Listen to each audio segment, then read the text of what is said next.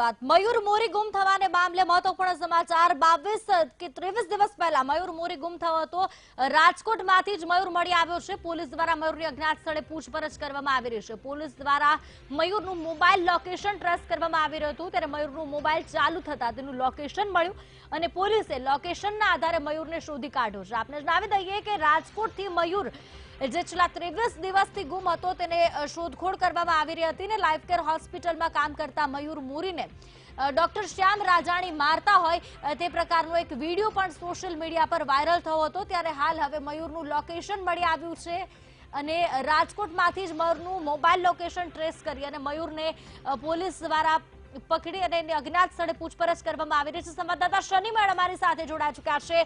શનિ, મયુર મોરી કે જે ગુમ થયો હતો ત્યારબાદ અનેક તર્ક વિતર્કો આવ્યા હતા। શ્યામ રાજાણીની હોસ્પિટલ પર પણ તવાય તેમનો વિડીયો પણ બહાર આવ્યો હતો।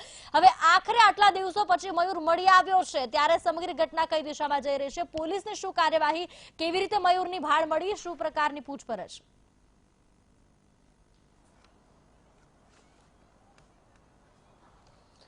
ચોક્કસથી સીધી વાત કરવામાં આવે તો જે રીતે રાજકોટમાં 2 દિવસ પહેલા જે એક વિડીયો વાયરલ થયો હતો, જેમાં જે લાઈફ કેર હોસ્પિટલના ડોક્ટર શ્યામ રાજાણી દ્વારા એક યુવકને માર મારતો વિડીયો વાયરલ થયો હતો। બાદમાં યુવકના જે કહી શકાય કે જે યુવક છે અનાજ છે તેના ગામના સરપંચ દ્વારા ફરિયાદ દાખલ કરવામાં આવી હતી। રાજકોટના B ડિવિઝન પોલીસ સ્ટેશનમાં ફરિયાદ દાખલ કરતાની સાથે જ અહીંયા મોટી સંખ્યામાં લોકો એકઠા થયા હતા। મયુર મોરી જે નામનો યુવક છે તે 22 દિવસથી લાપતા થયો હતો, તેને લઈને ક્યાંક ને ક્યાંક પોલીસ પણ ગુમરાહ થઈ હતી અને મયુર મોરીને તપાસવા માટે ઠેર ઠેર પોતાના ચક્રો ગતિમાન કર્યા હતા। ત્યારે અત્યારે મયુર મોરી મળી આવ્યો છે। પોલીસને મયુર મોરી આવતા તેઓ અજ્ઞાત સ્થળે લઈ જવામાં આવે છે। હું આપને દ્રશ્યો પણ દેખાડવા માંગીશ।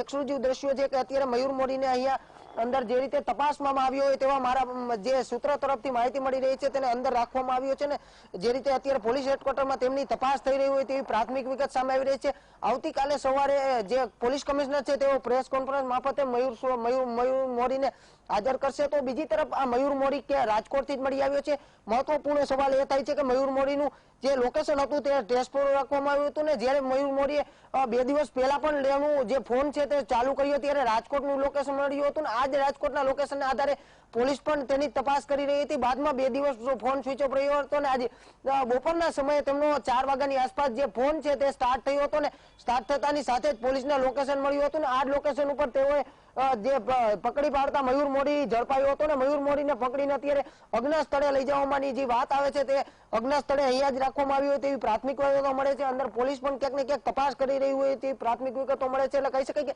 જે 22 દિવસથી યુવાન ગુમ હતો તે શા કારણે ગુમ હતો તે પણ અનેક સવાલો ઉઠી રહ્યા છે। સાથે સાથે તેનું એક મહત્વનું કનેક્શન પણ ક્યાંક ને ક્યાંક તેમના જે શ્યામ રાજાણીના પત્ની છે કરિશ્મા તેની સાથે પણ ક્યાંક ને ક્યાંક હોય તેવું પ્રાથમિક અનુમાન લગાવી શકાય છે। તેને લઈને પોલીસે આ જે મોબાઈલ છે તે ટ્રેસના આધારે ગોતી પાડ્યો છે અને હાલ તો આવતીકાલની પ્રેસ કોન્ફરન્સના આધારે જ મહત્વપૂર્ણ સાબિત થશે કે આ જે મયુર મોરી છે તે શા આધારે ગુમ થયો હતો ને તેમનું અપહરણ કરવામાં આવ્યું હતું કે કયા કારણોસર તે ગુમ થયો હતો, તમામને લઈને અત્યારે પોલીસ દ્વારા પૂછપરછ હાથ ધરવામાં આવી રહી છે। જી બિલકુલ સામે તમામ બાબતો તો પોલીસની પૂછપરછ બાદ જ સામે આવશે શનિ, પરંતુ શ્યામ રાજાણી મામલે પણ પોલીસે જે પ્રમાણે તેની હોસ્પિટલનું લાયસન્સ પણ રદ કરવામાં આવ્યું હતું આરોગ્ય વિભાગ દ્વારા, તેને લઈ વધુ શું અપડેટ છે અને સમગ્ર કિસ્સો ક્યાંક ને ક્યાંક તેની સાથે મળતો એટલા માટે આવે છે કે શ્યામની પૂર્વ પત્નીએ પણ અનેક આક્ષેપો કર્યા હતા।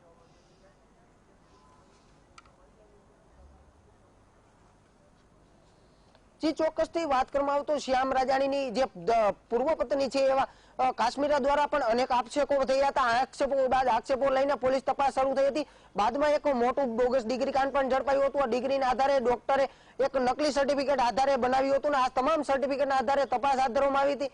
તો તેને લઈને આજે એક જે કહી શકાય કે કાશ્મીરાબેનના સસરા અને શ્યામ રાજાણીના પિતા દ્વારા પણ આક્ષેપ કરવામાં આવ્યા હતા કે સરકારી દવાનો જથ્થો છે તે કરિશ્મા લઈ આવી હોય તેવું અત્યારે પ્રાથમિક તારણ હાથમાં આવ્યું હતું। એટલે સમગ્ર મામલે પોલીસે મયુરને હાથ લાગતા સમગ્ર મામલાની તપાસ હાથ ધરવામાં આવશે। જી બિલકુલ શનિ, આભાર સમગ્ર માહિતી બદલ। તો આપણે જણાવી દઈએ કે મયુરનો મોબાઈલ ચાલુ થતા લોકેશન મળ્યા બાદ મયુર હાલ પોલીસ તેની પૂછપરછ કરી રહી છે। અજ્ઞાત સ્થળ પર પોલીસ દ્વારા તેની પૂછપરછ કરવામાં આવી રહી છે અને મયુરની પૂછપરછ બાદ અનેક ખુલાસાઓ થશે અને ત્યારબાદ પોલીસની પ્રેસ કોન્ફરન્સ બાદ જાણવા મળશે કે ખરેખર સમગ્ર મામલો શું હતો, મયુરને ક્યાં રાખવામાં આવ્યો હતો અને જે પ્રમાણે શ્યામ રાજાણી પર આક્ષેપ થઈ રહ્યા છે તેમાં પણ કેટલું તથ્ય છે, આ તમામ બાબતો સામે આવશે।